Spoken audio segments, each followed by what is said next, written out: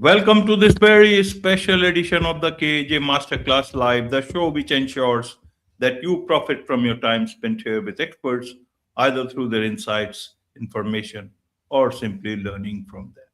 And today we have with us Lisa Wright, certified grief educator, also an author. And we learn from her about the different stages of grief, what most people misunderstand about loss, practical suggestions for those grieving, and how her own journey led her to write and teach about emotional recovery. Welcome to the show, Lisa. Hi, thank you for having me. You are welcome. Welcome to the show. Welcome to India in this online form, Lisa. And I'm sure not just in India, but a lot of people across the globe will benefit from what we are going to talk right now. We'll talk about how one can navigate grief and healing. We'll talk about this. But before that, let's talk a bit about your journey, your background, your story, so that the audience knows who they are listening to.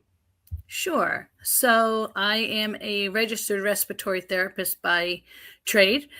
Did that for a little over 40 years. Worked with a lot of patients and families dealing with healing and death. I have now transitioned into becoming a certified grief educator, where I now work with clients going through the stages of grief and helping them recover and find joy and continue to grieve, but be able to move on in their lives. I did Absolutely. author a book based on my own journey through divorce and grief, just trying to help others with their challenging times. Absolutely, Lisa. So we'll come to the book also. But first, to understand grief also. A lot of people understand grief, they know about grief. But I want to understand, as someone who knows about grief much more deeply and helps people, what does grief encompass? Does everything, which is sad becomes grief? Help us understand grief in the right context, the context in which you want to talk, you help. Sure. So, grief does come in many stages, and the stages may not come linear. So you might feel them as each one develops. There are different stages. There's anger. There's bargaining. There's depression. There is then recovery and acceptance. So each stage will come at a different time. I think what most people don't realize is that grief can last a lifetime. I think a lot of people, we are all, don't have that conversation. I think it's a hard conversation about grief. And people don't understand that it's okay to grieve for your lifetime. It doesn't mean that you can't move on and be happy, but there is no reason why you still can't feel sad about the person or the situation that might have been lost. Grief comes in a lot of different ways. It obviously is from a death. It can be from a job loss. It could be from a loss of a limb. I work with many veterans that have lost a limb or lost part of their selves, and I work with them also to get through those times. It can be a divorce, a relationship. There's many different forms that grief can be seen in. And in the world today, I think just in general, people are grieving everything that's going on in the world today, and not realizing that they're in grief. Absolutely, absolutely, Lisa. So you talk about, that the society is poorly equipped to talk about grief. Everyone talks. People want to talk about their problems with others, about their grief. Why do you say people are poorly equipped? So I think people do want to talk about their grief, but I think a lot of people listening don't know how to react. And I think a lot of people in society feel after that loss, you're supposed to get over it and move on, especially in the workplace. We deal with the death, and we get pushed through the whole situation, the death, the wake, the funeral, and then we have to go back to work. And now we're at work and we have to function 100%. But I think what a lot of people don't realize is after we've gone through that initial process, that's when the grief really starts. And that's when people are starting to feel lonely because now their families have gone home and everybody's gone back to real life. And a lot of people just don't want to, they just don't know what to say to people who are still grieving. And I do talk to a lot of people about maybe if you have a friend that's going through grief, just sit and listen to them. Just be someone there for them. Maybe bring them over lunch, have a cup of coffee, and just let them talk it out. Too many times people will say today, "Oh, you should be over that by now," or "You should have gotten past that by now. Move on. Life is still here." And people don't understand that you can still do both. I always tell people you can hold grief in one hand and joy in the other. So there are ways to move on and still grieve for the person that you were grieving for. Absolutely. As a certified grief educator, what is your role? When do you come into the picture? So I'm not a therapist. I am exactly that, a grief educator. So I stand side by side with my clients and walk them through their grief process. We'll talk about journaling. I'll find the situation that they're in and I meet them where they are. They might be in the anger stage and we'll work our way through that. They might be in acceptance already, but they keep falling back to other stages. So wherever they are in their grief, it is my job to stand beside them and then walk them through that part of their grief journey. So I don't do therapy or anything like that. It's more of just advising and giving different ideas to help them through the process. Right, Lisa. You talk about misconceptions about grief that people typically have. Help us understand that part, even at the cost of repeating a few things you may have talked earlier. I'm sorry, just say the last part again. I didn't hear you. Yes, I said about the misconceptions that people have. I mean, a few points you may have talked earlier, but it's fine, even at that cost, so that people can understand this better about misconceptions. Sure. So again, I think one of the biggest misconception about grief is that grief can last a lifetime. People think that you have to grieve for a couple of days and be done with it. And people don't realize that the journey takes as long as that person needs that journey to take. And that's one of the biggest misconceptions, is people just don't realize that you could take a day, you could take a week, you could take 10 years, you could take your lifetime. And no matter what, it's okay. And you have to know that's okay. You are in your journey. It is a personal process, a personal journey that you go through. And wherever you're at is where you could find, somebody, not just me, but a grief educator to help you and educate you through the next things that you have to go through. And some of those things might be, and one of the biggest things I tell people is anger is a huge stage of grief. And a lot of people never get over the anger. So I try to help them get past that, find out what is triggering them, and then talk about how to get past that little part. And it doesn't mean that once we get to the next step or, you're starting to feel better, it doesn't mean you might not feel back in that anger, especially if it's a death. A lot of times you question yourself, why did you leave? Or you have guilt that maybe you didn't say something that you should have said. And you might have that your entire life where you're feeling that. And again, that's okay. Because that, like I said, that is probably the first misconception. Is people just don't realize how long grief can last, and it's personal for each person. Absolutely. How do I know that, grief still is a part of me? And then there will be more additions and some more additions and then subtraction also. How do I know I still am grieving? How do I know when it ends? Because some of the things are, Right. part of our life, like anger and all. So that is a great question. And I think it's really hard, and it's really, like I said, it's very personal. It really depends on the person that I'm with. But for some people, they will see the end of grief and they've moved on completely. They're just not feeling those stages, the anger or the bargaining, trying to get that person back. Once you've moved into acceptance and you have accepted that whatever your loss is has happened and you're now moving forward, then most likely you have moved yourself out of the grief cycle.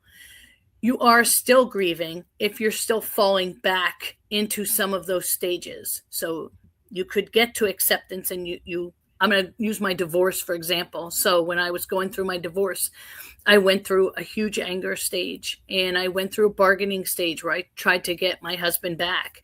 And until I started to get past all of that and rediscover myself, which I talk about in the book, is rediscovering myself and moving into acceptance and realizing that part of that divorce was my fault. It wasn't just him walking out. I obviously had something to do with it, and I had to figure that out myself.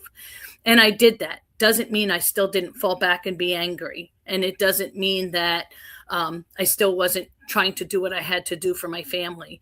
But I eventually did move on, and I found myself again, and I found my new life, and I've moved on, and I am not in grief over my divorce anymore. I'm definitely past it. I'm remarried. We have a blended family now. So I know I am no longer in grief of that divorce.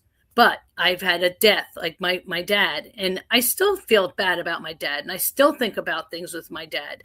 So I am still grieving my dad. So hopefully that kind of explains that. Yeah, once you've fully gotten through acceptance and fully into that stage, you could be out of your grief stage. But for some, that just never ends. And for some, even with divorce, people stay angry for a really, really long time. And people don't realize that that anger is grief. And there are ways to get past that anger. My book talks about that. And I had a really good relationship eventually with my ex for the sake of my children. Some people don't have that, but I want people to find some inner peace and be able to move past that and know that there is life on the other side, and we can get you to that point. You just have to follow steps and learn to get past it. Some people never do. Some people will stay angry over whatever that loss is for a really long time. And you are still in grief. I think people don't realize that's grief. They just think they're anger. But it is grief, and you can move past that.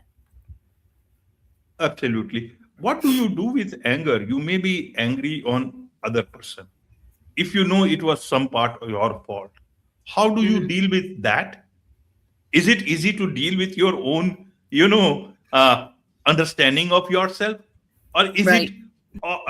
And what about others? How do you get past those? You talk about writing and teaching that help you in your emotional recovery. Help us Mhm. understand from all these aspects so that people can, a normal person can understand this and help themselves. Right. So with anger, and it really depends on what you're angry about, obviously. My first recommendation is always journaling, because journaling is huge. Just writing down all your angry thoughts, and even if you rip them up or throw them out or throw them across a room, it feels really good to put all that anger out and try to get rid of that. One of the things I try to discuss with my clients is finding out what is triggering that anger. Is it just speaking? If it's in the case of a divorce, is it just speaking to your ex? Is it your ex saying things about you? What is that trigger? And then what would it look like? How can we get you past that? So that you're not angry every time he does that, or whatever it is that is triggering you. And if it's in a death, what is triggering that you're so angry that this person has passed? And what could we have done to change that? Because a lot of times you can't. It could be a death, and people are like, if I had only done this. I understand that. But if you had done that, would it have changed the outcome? It might not have. So just trying to come up with ideas and suggestions, what it is that they're angry about. It's hard to just come up with a specific reason. I was angry in my divorce. I was angry, obviously, from the day he left or told me he was leaving. Made me extremely angry. And I swore he was never going to see my children again because he was leaving our family. But as I moved through those stages, and I explain this in the book, I realized that he wasn't leaving his family. He was leaving me. He still wanted to be with his children. He still wanted his family. So I needed to try to accept that it was me he was leaving. And that's a really hard thing to have to do. Nobody ever wants to have to say it's their fault. And I don't believe the entire thing was my fault, but there are probably things looking back I could have done, or, tried to have done or done differently. that might not have led. And again, I don't know if that result would have stayed the same or changed, but you have to go through saying it and thinking about it and trying to figure out if it was going to change anything. And if not, then okay, what's your new life going to look like now? What is life for you going to be like?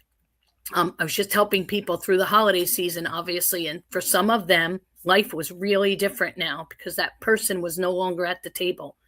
So what are we going to do for you? Being able to walk away, step away, have some time for yourself. That's totally okay. And people have to understand that sitting at that table, maybe a conversation comes up that you don't want to hear. You're allowed to step away, go in the bathroom, go find a quiet room, get in your car and go home. People have to understand that that's okay. Your feelings are valid, and people have to understand that whatever you're feeling is your feelings. Absolutely, absolutely. What about regrets? When people are very much around in whatever, whether you are angry or they are angry, you still are human. You have a Mm-hmm. chance. You have those things you can still communicate today, tomorrow, or maybe never, but still they are there. What about when people are not there? Either if they have you have done wrong in some way, or they have wronged you in some way, and the other person is no more. How do you reconcile with that? How do you reconcile with your grief in such a situation? Again, it really is going to depend on the person. For me, um, I, I had regrets in the beginning, of things I thought I should have done. And that was part of that bargaining stage, because in my regrets, I was like, oh, I knew I should have done this. So let me say, I'm going to do this if you come back. Oh, I regret doing that. I'm so sorry, not to give specifics, but I'm so sorry that I acted that way. I'll change, come back, you know. But I realized after going through that whole stage that his mind was made up. He was not coming back. So again, now I had to move somewhere else. And what was that going to look like? So, regrets have a lot to do with that bargaining stage, because you're regretting things that you didn't say to somebody maybe who passed. And if you had said those things, maybe it would have been different, or maybe your relationship would have been different. So trying to deal with those regrets, you just have to talk that out and find out what that regret is from that person, and then think about it. What could I have done differently, and would it have made a difference in the end result? Because if not, then we need to move on. And if it would have, well, tell me how that would have, you think it would have made a difference in the result. Ab- Absolutely. Let's talk about your book. Mm-hmm. Tell us a bit about your book. Who is this book for? What's the name of your book? So my book is Navigating Grief and Divorce While Keeping Family Bonds Strong. So the purpose of my book, is because I was able to keep a relationship with my ex-husband at the end, which is a very friendly relationship. Not a lot of people can do that, but I felt my story needed to be out there, because I think if people understand the grief process and understand what they're going through, that at the end of the day, if you have children or for your own sanity, it's a story about that could be a positive ending here, for everyone. So, I decided to put my book out and try to help people. And if they can't keep that whole family bond together, then trying to find inner peace for themselves, and being able to move on and seeing what their new life looks like. Like I was just saying that, I would like people to just be able to get past all that anger. I have friends who are divorced and they are still so angry, and they've moved on and they're in other relationships, but they're still so angry at that person.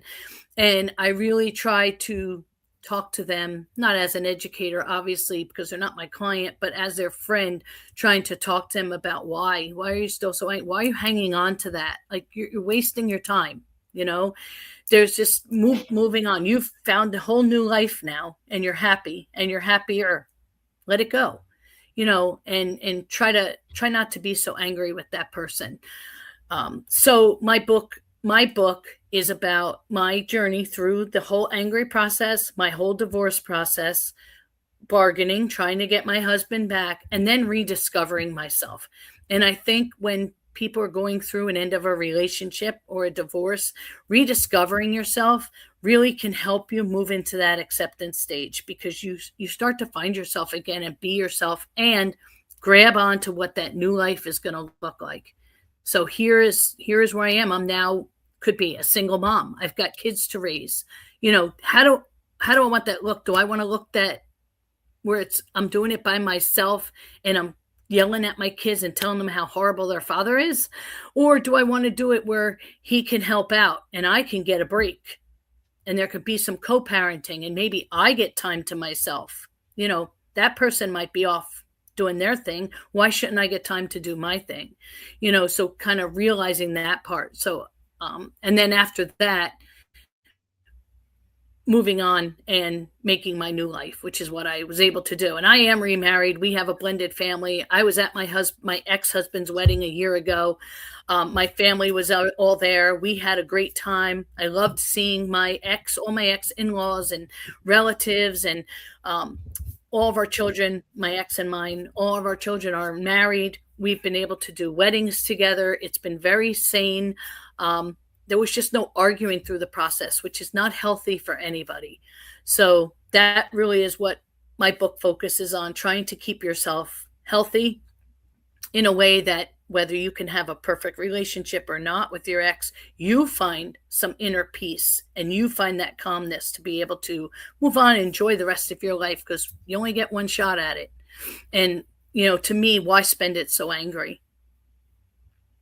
Absolutely. Why spend it so angry? So, Lisa, Mm. what does it take to be as positive as you, as constructive as you, and other? So many people are not able to do that. They are still angry about, I don't know, whatever their reasons be, but just move on. And you talk about peace. Help people Yes. understand about this thing called peace. Yeah. I do talk a lot about peace, and honest, I have to give that to my mother. My mother was always a peacemaker, and I feel like, I'm always the one. I tell people I'm the one that always brought the stray cats home. I always tried to make everybody better. It's just my inner personality. And then working 40 years in the medical field with dealing with patients that end of life was going to happen because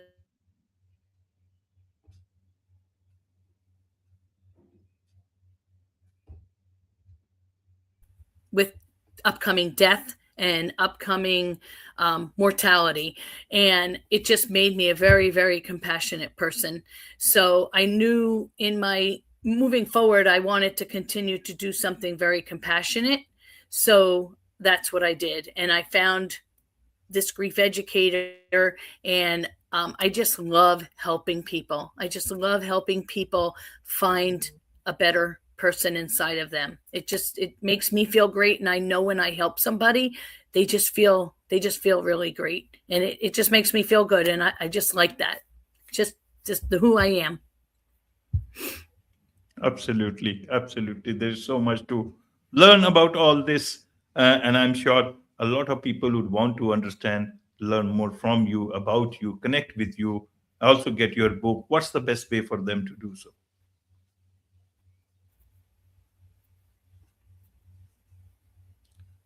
Yes, Lisa, did you I'm get? sorry I lost you.